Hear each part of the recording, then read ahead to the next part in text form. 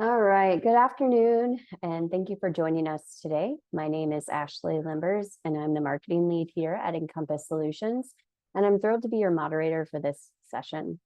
For those of you who might be new to Encompass Solutions, let me take a moment to introduce our company. At Encompass Solutions, we specialize in ERP consulting and implementation to help manufacturers solve their challenges, streamline operations, and drive growth. As a premier partner of Epicor, we deliver tailored ERP solutions that empower businesses to succeed. We are headquartered in North Carolina, and we have been in business for over 24 years with just over 40 staff members around the globe. And our focus is on manufacturing and distribution, primarily using Epicor software. And one characteristic that makes Encompass Solutions stands out is that we're very partner focused. We have almost 20 years of experience selling Epicor software while being part of their Premier Partner Program. We have a team of certified consultants that partners with businesses like yours to help with ERP implementations, software enhancements, customizations, and reporting. And today we are exploring how ERP can transform your business, presented by Jeremy Miller. Just a few things before we get started. Today's webinar is being recorded, and a copy of that recording will be emailed to you. And if you have any questions during the presentation, please type them into the question box on your Zoom control panel, and we'll bring them up during our Q&A session at the end. And then we also encourage you to take the survey after today's event. Jeremy, if you can transition the slide. Thank you. Now let's turn our attention over to our speaker. Please join me in giving Jeremy Miller a warm welcome. Jeremy has over 19 years of technological sales, and 15 of those years focused on manufacturing in the ERP space. He enjoys working with manufacturing companies to help them discover how new technology can help improve their efficiency and profitability. So without further ado, let's get started. Jeremy, I'm going to hand things over to you. Perfect. Thank you, Ashley. Just continuing on a little bit about Encompass and our relationship with Epicor.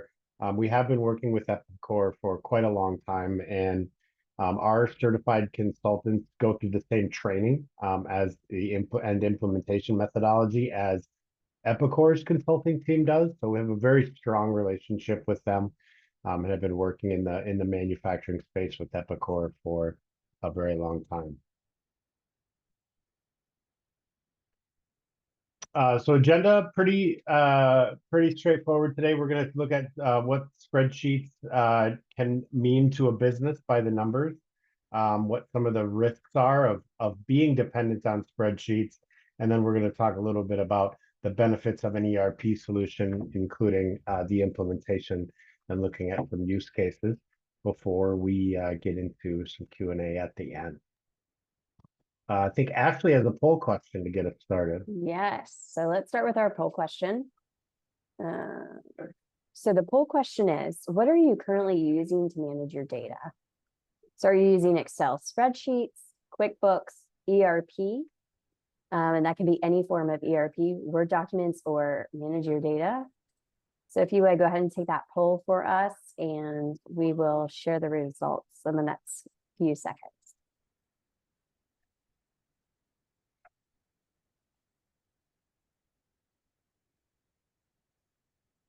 I know you're using something to manage your data. So what could that be? Hopefully everyone has data.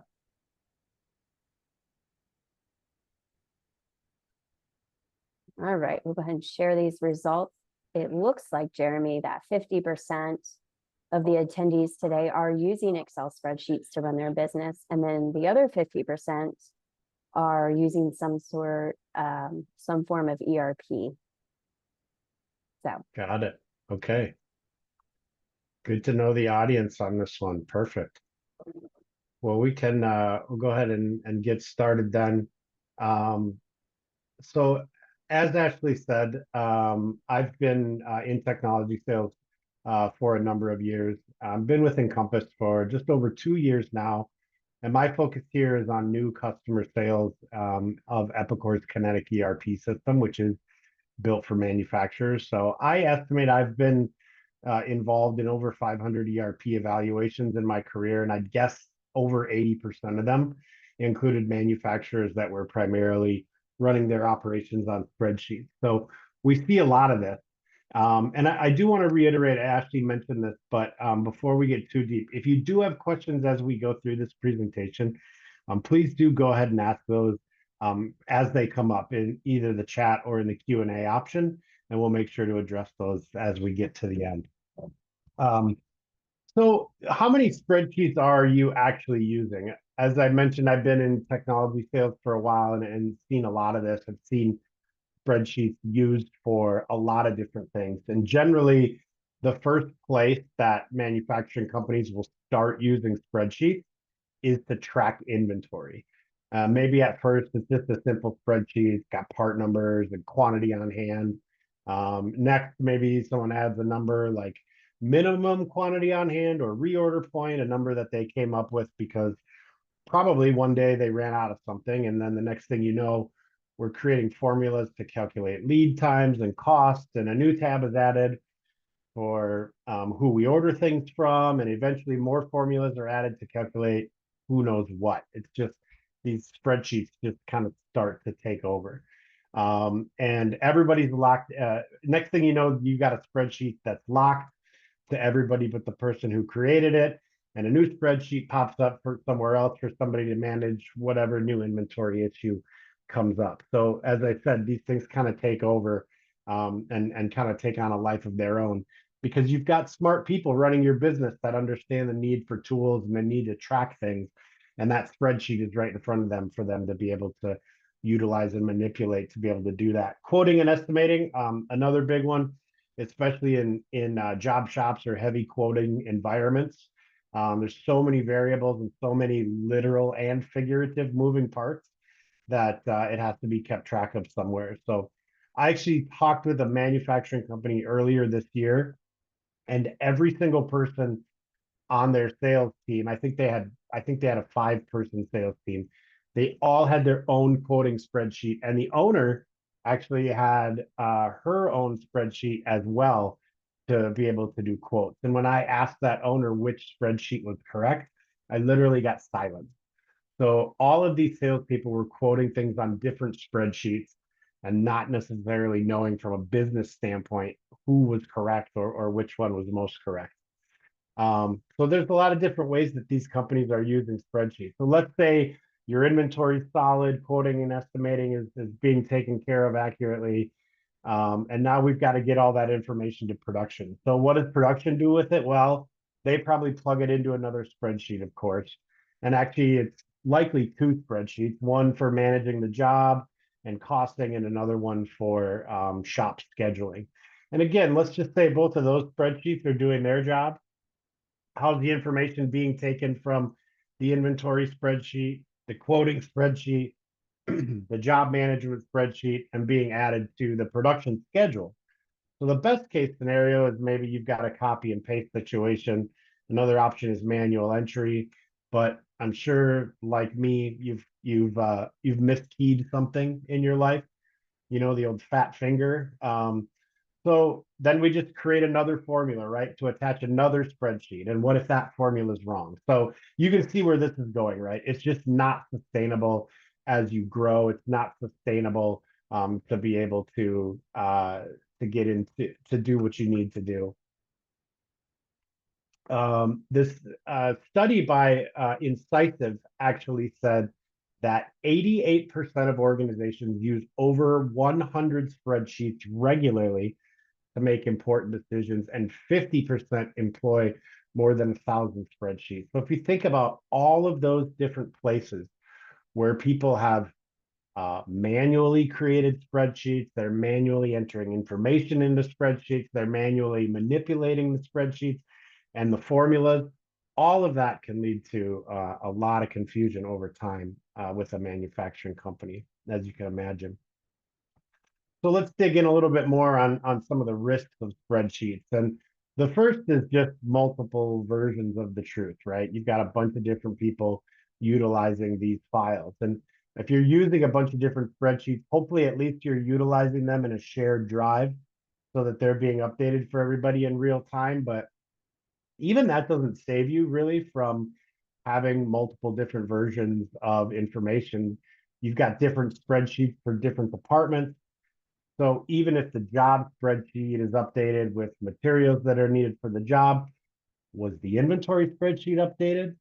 And maybe the inventory spreadsheet was updated, but now the inventory is low. So did the spreadsheet tell purchasing that more needed to be added, or did somebody have to relay that information to purchasing and then they go to their own spreadsheet, right? So it just leads us to broken paths of communication, broken information paths, lack of data flowing seamlessly between departments, and the need to be constantly communicating what's going on between the members of those departments. It's not only inefficient and time consuming, but it also isn't real time, and worse, it can just lead to just having plain wrong information. And none of that really takes into account what happens when formulas become corrupted or overwritten. One wrong formula or piece of information can pretty quickly throw off the entire organization in a fast moving production environment. So managing these spreadsheets becomes part of a person's job. Instead of just doing their job, adding value to the business, they're having to take time away from that to manage all of the different things that are going on with these spreadsheets, and then figuring out how to communicate the information across the organization or to other departments. So that dependency on spreadsheets can become really time consuming, and really provide some possibility for errors over time. Another risk is just the lack of a true audit trail. You know, when things go right or wrong with spreadsheets, it's difficult to be able to get really granular when it comes to who did something, what they did, what was the value before they changed it, what's the new value, when did this happen, where, why did all of this happen, something's been changed. So it's very difficult to track those kind of things with spreadsheets. Security is certainly a concern, and with how easily things can be copied or duplicated, just sent off, lost, corrupted. It's just another risk in having all of these different spreadsheets. And then let's say everything's gone perfectly to this point, the transactions just aren't real time. So that not only can that data not make any decisions for you, you're getting the data late, so you can't make decisions as quickly as you'd like to be able to make an impact. So it all just leads to more work and more management of those spreadsheets, taking time away from, as I mentioned before, actually adding value to the business. So how much are spreadsheets actually costing you? I don't know if anybody on this webinar burns a lot of wood for heating their house or cabin, but my cousin, who's one of my best friends, lives completely off the grid in northern Minnesota. And a wood stove is the only source of heat that he has in his house. And there's an old saying about wood that he likes to use, and maybe you've heard it, but the saying is that wood is the most efficient heating source because it heats you 3 times. So once when you chop the wood or cut the wood, it heats you. A second time when you split or stack the wood, and then a third time when you actually burn the wood to heat up your house.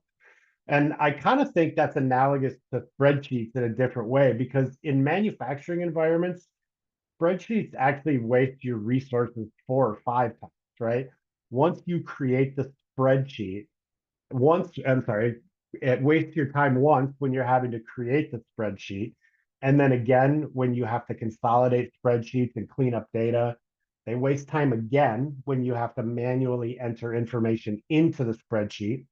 Another time when you inevitably have to troubleshoot errors with the spreadsheet, or you have to track down the right version of the end of the spreadsheet. And then again, when they delay how quickly you're getting information, and actually probably another time when they delay your ability to be able to make good decisions about the information, because they don't, spreadsheets also don't provide you with very good reporting tools. So if we really put our heads together, we probably could come up with another half dozen areas where spreadsheets cost you time, and of course, in turn, cost you money. But there's just all these different areas where that time wasting can come into play. So as an alternative, what would an ERP offer to a company that is moving from spreadsheets and wanting to get into an ERP system? And what does a modern ERP system do for you? And I think the first thing is it just takes the management of spreadsheets and formulas out of the hands of your most valuable people. Like I mentioned before, these spreadsheets grow and they start to take on a life of their own in a business. But what ends up becoming part of people's jobs is managing those spreadsheets. And as I said, that just doesn't add value to your business. And so it really, the first thing an ERP system can do is take that management away from them, give them time back. The company I mentioned earlier that had multiple spreadsheets for their sales team also talked to me about an inventory spreadsheet that they have. And they basically have a situation because of errors that they had in the past where 3 different people needed to verify things on this particular spreadsheet. So if we can take that out of your hands and give you some time back, whether it's a couple hours a week or whatnot, because of not having to manage those spreadsheets any longer, that's a big savings. The next thing that an ERP system does is it just centralizes data, right? Puts all that data in a single place and then provides one single source of truth across all departments. So whatever information is being entered and passed on to the next department in the flow of your manufacturing operations is all coming from the same place. It's all flowing from the same version of the truth. So, no more finger pointing as far as who's holding information, who's got the spreadsheet, who added what to it. It really helps streamline the process. And the best part is it does this in real time, which allows your team to be able to make decisions that actually have an impact on your business more quickly. You get to go from having to manage spreadsheets to actually being able to manage your business by exception. When things are out of whack, we can focus on those. If things are going properly, we just let the system work with that flow. And realistically, a good ERP system should take you from an environment where your team is even having to make those decisions and may allow you to automate some of those decisions based on criteria that you've predefined. So again, allowing you to be able to just manage by exception. If we're within the parameters, job costing is a great example we see in a lot of businesses. We want to know if a job is getting out of whack as far as the cost that we've put into it, whether it be labor or material or burden. But if it's within the parameters that we've set, then we don't need to worry about managing anything from that job. We can just let that continue to flow through the manufacturing process. But if there's something that's off, we want to be alerted to that. And an ERP system can help you with those type of alerts and build that kind of workflow. ERP system can also allow you to scale over time based on changes to your business, changes to your market, economic drivers, acquisitions. We talk with a lot of companies who look at ERP systems because they've had an acquisition and suddenly they have a new business to run. They need to be able to consolidate financials. And so they look to an ERP system to manage those businesses and also handle that consolidated financial scenario. So this is going to allow you to scale over time. Hopefully an ERP system will allow you to grow without having to add the headcount that you might in the past. The goal here really is not to replace people with an ERP system, but to allow you to grow without having to add more people as you do so. And of course, better reporting.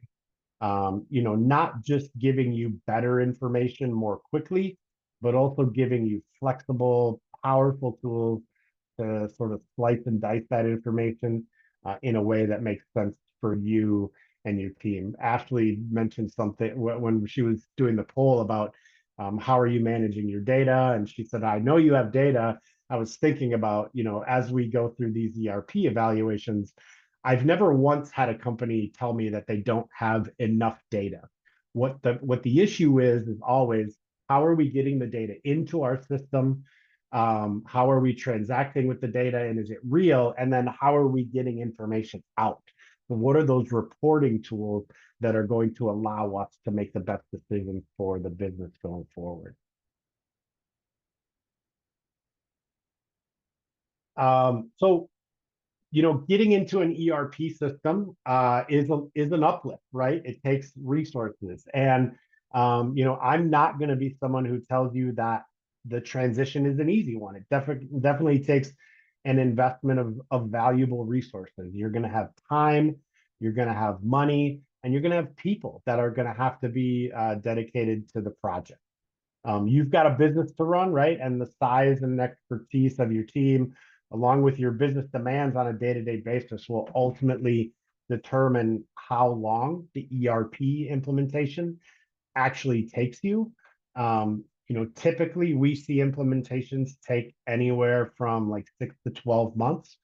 If you've got a few people who can be completely dedicated to the implementation, you say, we've got these two people, 40 hours a week, their only job is to focus on the ERP implementation, then yeah, it can go a lot more quickly.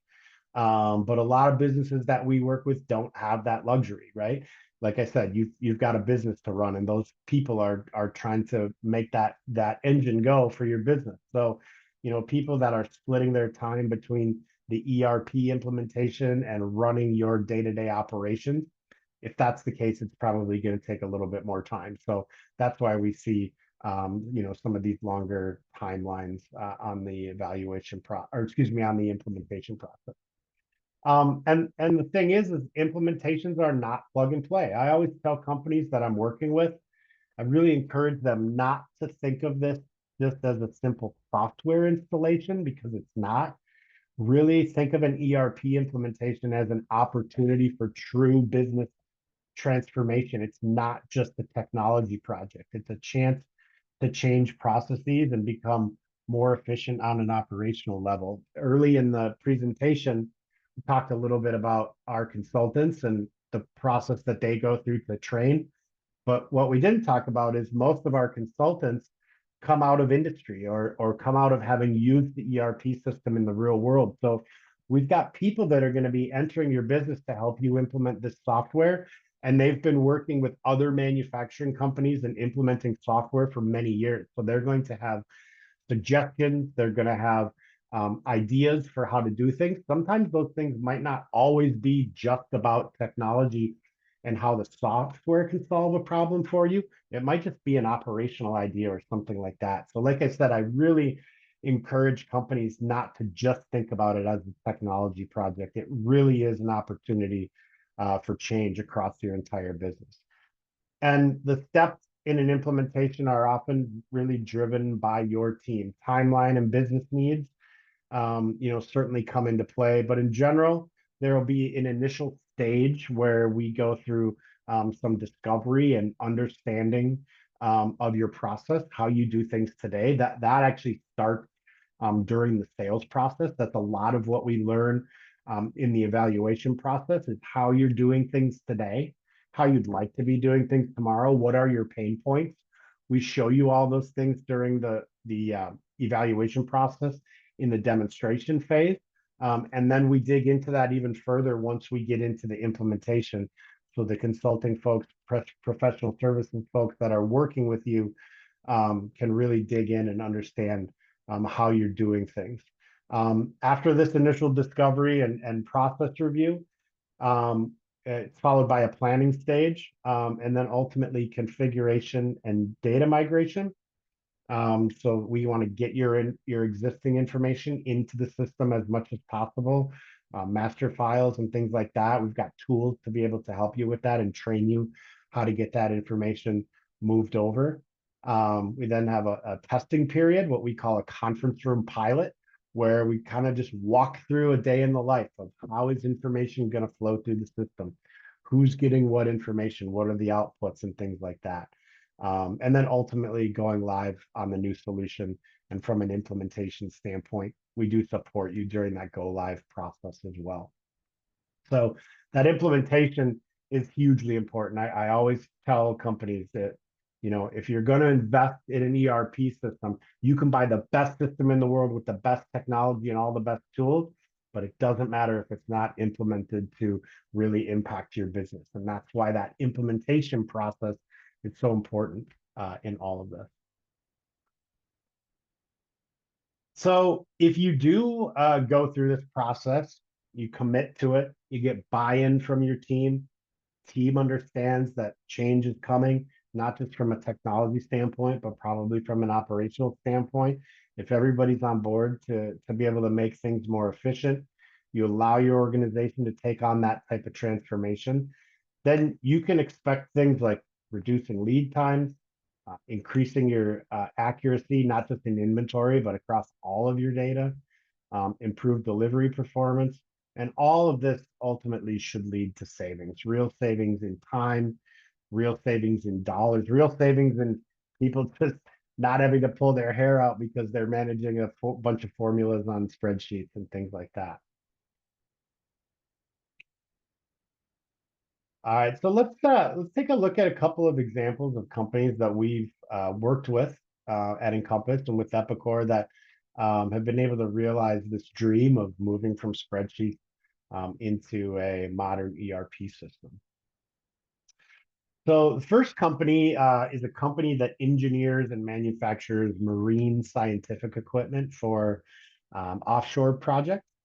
And they were relying heavily on spreadsheets to supplement their use of QuickBooks for financial management. And by the way, we've mentioned that spreadsheets are a very common denominator as far as companies that we work with, but spreadsheets don't do financial management, right? So almost all of these companies also have QuickBooks or another accounting type of system. So the combination of these things is something that you outgrow, and we can work together to get all of that information into a single ERP system. So this company was just like that, using spreadsheets to supplement QuickBooks, which they were using for financial management. And what they found is that there was a disconnect between what was actually happening on the shop floor and with their inventory and how those transactions were actually being tracked from a finance standpoint. So their controller actually cited a gap in visibility between the finance team and the manufacturing team. They were also finding that the information among subsidiaries that they had that was being communicated to the holding company was also not accurate.